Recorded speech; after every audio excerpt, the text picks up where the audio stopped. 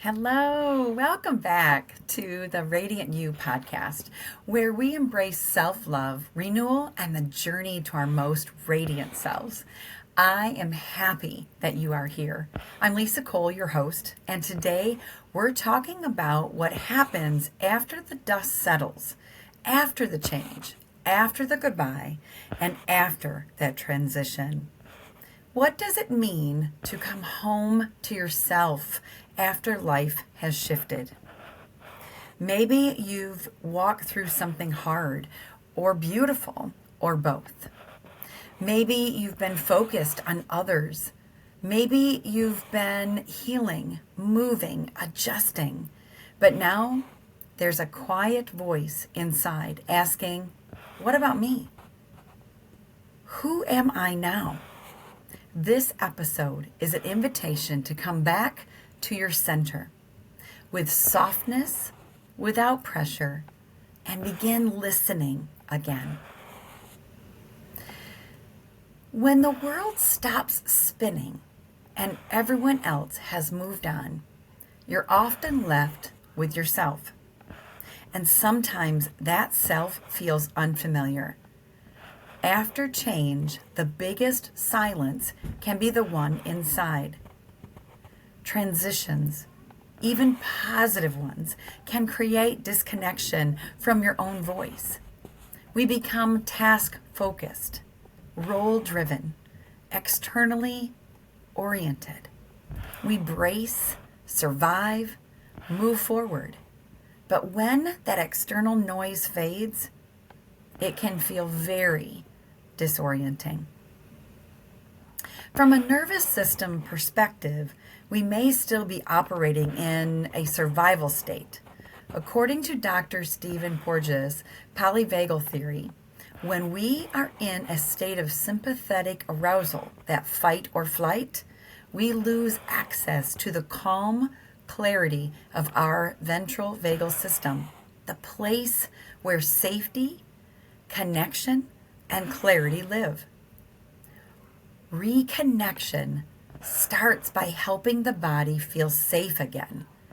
In The Year of Magical Thinking, Joan Didion writes about how grief strips away the expected and leaves you in the raw space of what now? That's true of many life transitions. What's gone is clear. What remains takes time to see. In Transitions, William Bridges reminds us, endings are the first phase of transition, but in the neutral zone where transformation actually occurs. This neutral zone, the quiet space after the storm, is where we start listening inward again. It's not a place of clarity right away. It's often foggy, full of the not knowing, that unknown space. But that space holds deep wisdom. You may find yourself there after becoming a new parent, letting go of a dream, moving to a new town, or grieving a loss. It's not just about what ended. It's about the disorientation that follows. Our kids were growing. Things were different. As my husband and I, were growing with our boys, I realized that I had started making some choices that were not the best for my family. Gone so many nights, meetings, feeling like that was what was important. He too had made some choices that disrupted. A moment of clarity, a moment of quiet. I knew that I had lost my joy in what I was doing and being as a mama. I had gone quiet inside. I wasn't reacting in my normal upbeat spirit. I began to be more intentional with my time, my practices, and slow but sure, something wonderful was happening and going to happen as he and I rededicated ourselves to our boys, to our coupleness, and our individualness. I started growing and reconnecting with my radiant self. Think of these prompts for a minute. Maybe journal about them. Who have you been busy being for everyone else? When was the last time that you checked in with your heart? Where in your life do you feel quietly disconnected?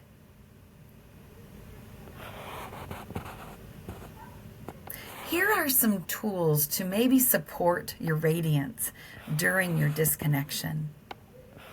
Practice the 4-7-8 breathing to regulate the nervous system.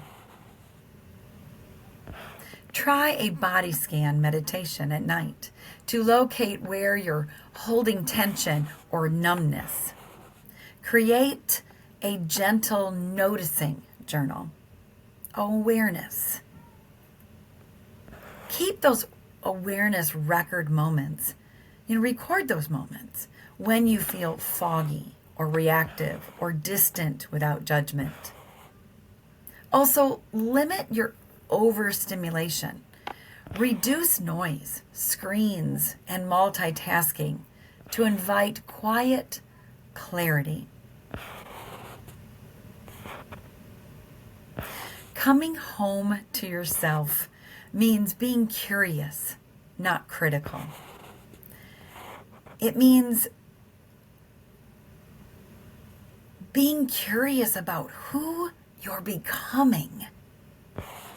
You're not the same person you were before the change or before the loss, and that's okay. You're allowed to meet this new version of yourself with softness, with reverence, with interest. In When Things Fall Apart, Pema Chödrön writes, "To be fully alive, fully human, and completely awake is to be continually thrown out of the nest. The nest gets rebuilt. It's different now. So are you. You don't need to bounce back. You get to become someone new. And becoming requires stillness and reflection, not just productivity."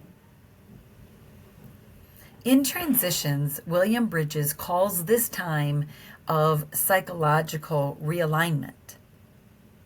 It's not about going backward or reclaiming who you were.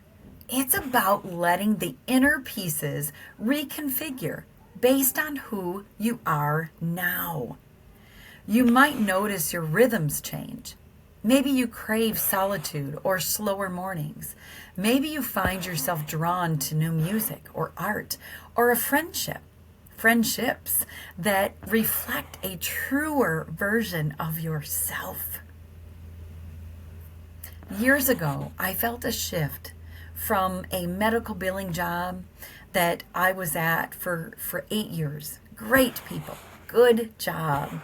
But I kept feeling a tug and a nudge that I needed something different, more, especially after my sister-like friend had died, my Jamie. There is more for me, I kept feeling, and I needed to give more to the world. God was pushing me gently to be who He made me to be.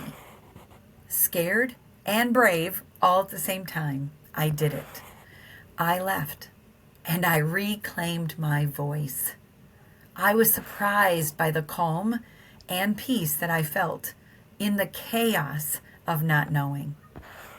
The awareness that I had of the nudgings through many times of my life have directed me to realign and step forward into my radiance.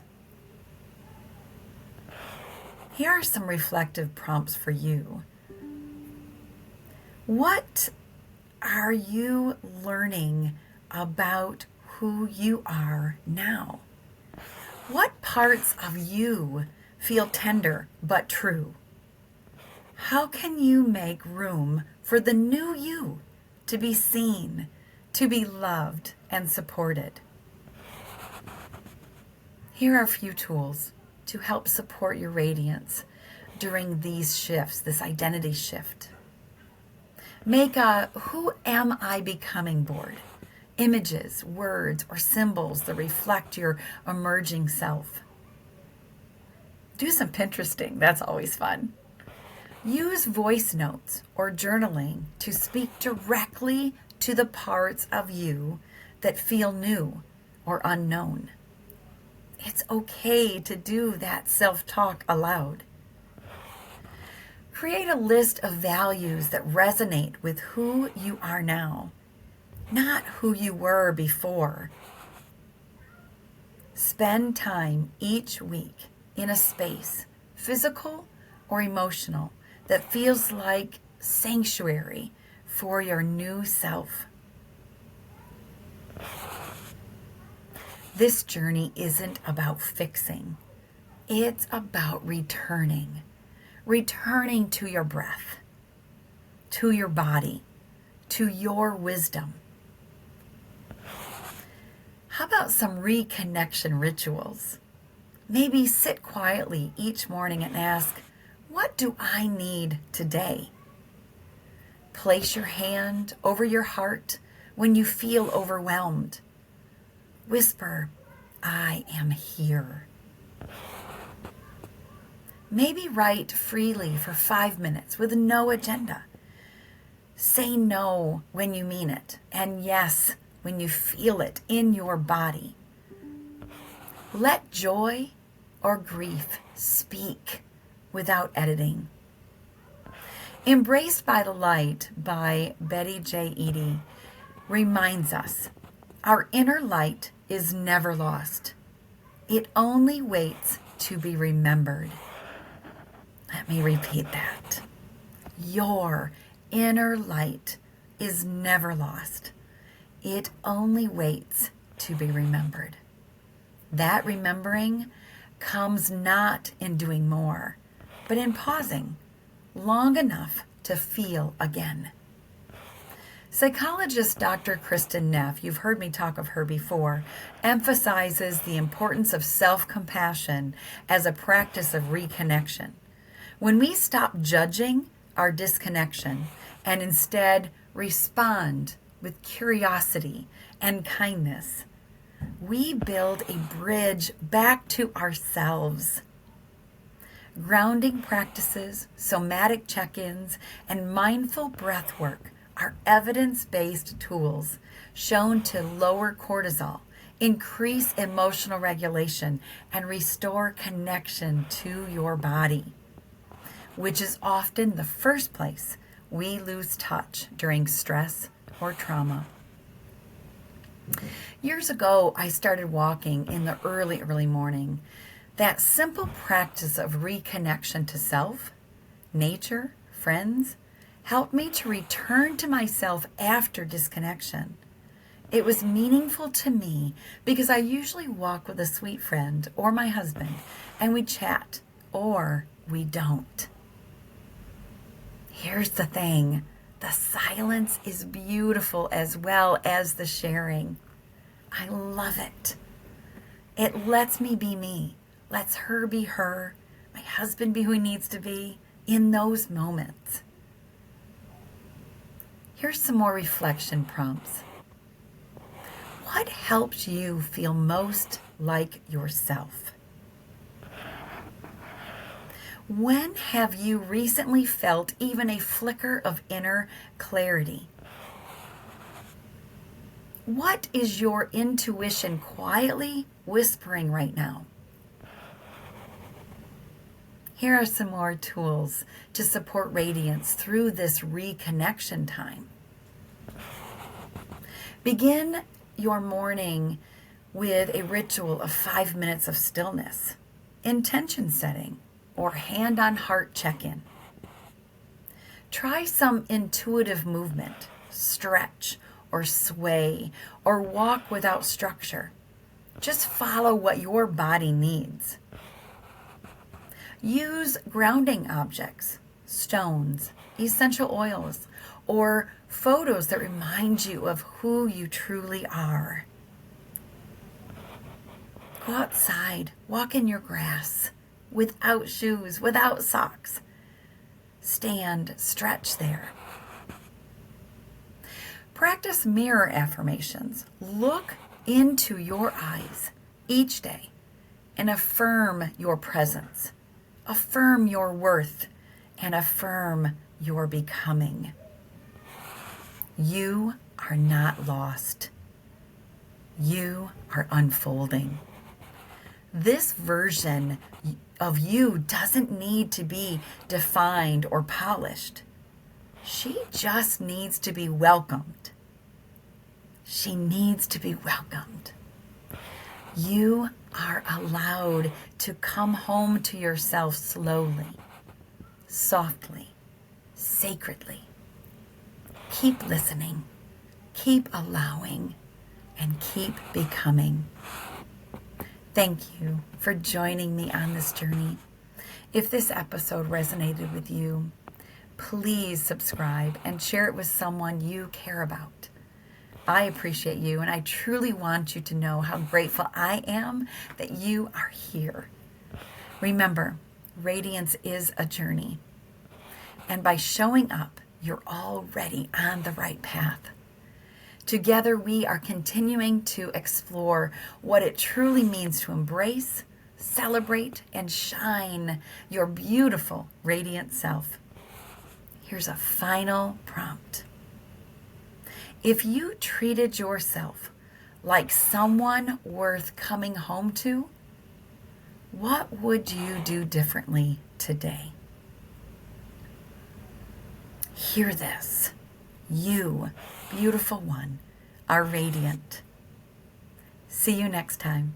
Shine your light and be the radiant you.